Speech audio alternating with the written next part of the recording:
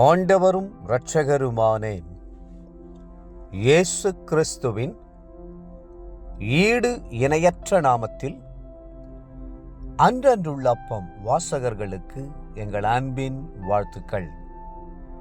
2026 ஆண்டு பிப்ரவரி மாதம் 8ஆம் தேதி ஞாயிற்றுக்கிழமைக்குரிய தின தியானம்.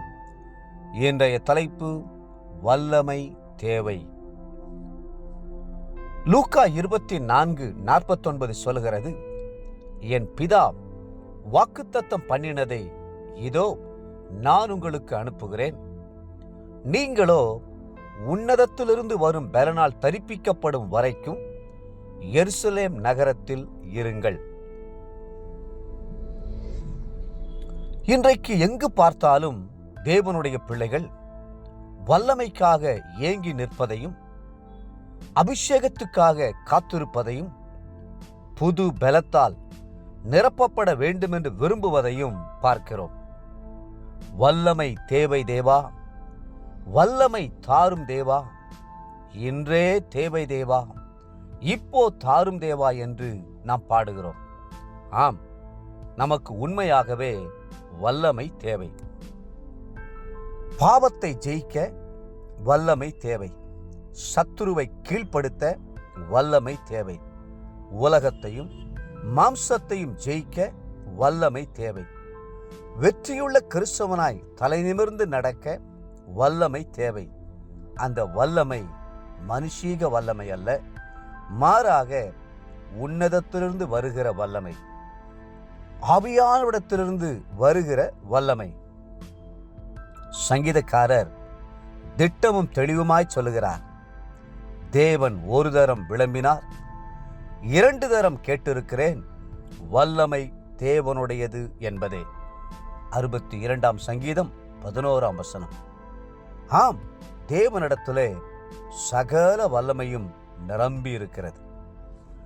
வேதம் சொல்லுகிறது, ஆதியாகமம் 17:1, ஆபிரகாம் 99 வயதான போது கர்த்தர் ஆபிரகாமுக்கு தரிசனமாகி, நான் சர்வ வல்லமையுள்ள தேவன், நீ எனக்கு முன்பாக நடந்து கொண்டு உத்தமனாயிரு என்றார்.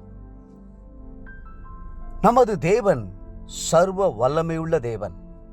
அவர் ஆராய்ந்து முடியாத பெரிய காரியங்களையும் எண்ணி முடியாத அதிசயங்களையும் செய்ய வல்லமையுள்ள தேவன். அவரால் கூடாத காரியம் ஒன்றுமே இல்லை. நீங்கள் ஜெபிக்கும் போது கர்த்தர் அந்த வல்லமையை உங்களுக்கு தருகிறார். உன்னத பலத்தினால் உங்களை நிரப்புகிறார். பரிசுத்த ஆவி உங்களில் வரும்போது உன்னதமான தேவனுடைய வல்லமையை நீங்கள் சுதந்தரித்துக் கொள்ளுகிறீர்கள்.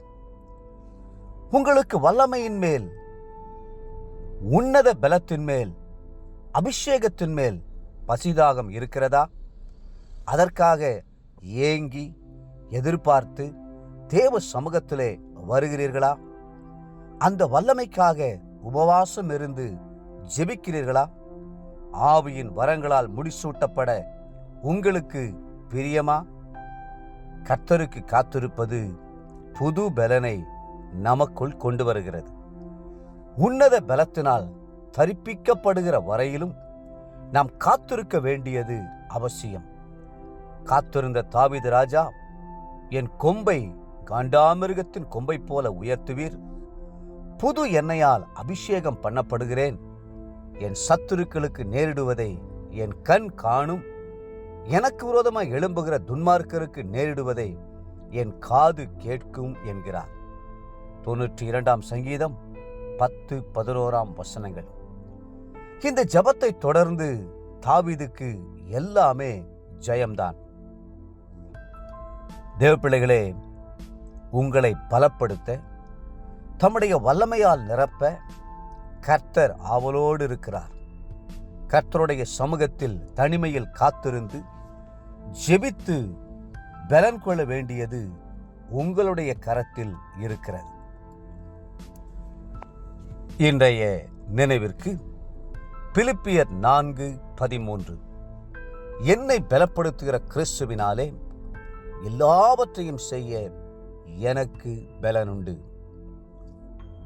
இன்றைய வேத வாசிப்பு காலை லேவியராகமம் 4 மற்றும் 5 அதிகாரங்கள், மாலை மத்தேயு 24 அதிகாரம் 29 51 முடிய. அன்புக்குரிய அன்றன்றுள்ளப்பம் வாசகர்களே, மீண்டும் உங்களை வாழ்த்துகிறோம். தேவ சமூகத்தில் காத்திருந்து கர்த்தருடைய வல்லமையை பெற்றுக்கொள்ளுங்கள். கர்த்தர்தாமே உங்களை ஆசீர்வதித்து மென்மேலும் உயர்த்துவாராக. ஆமென்.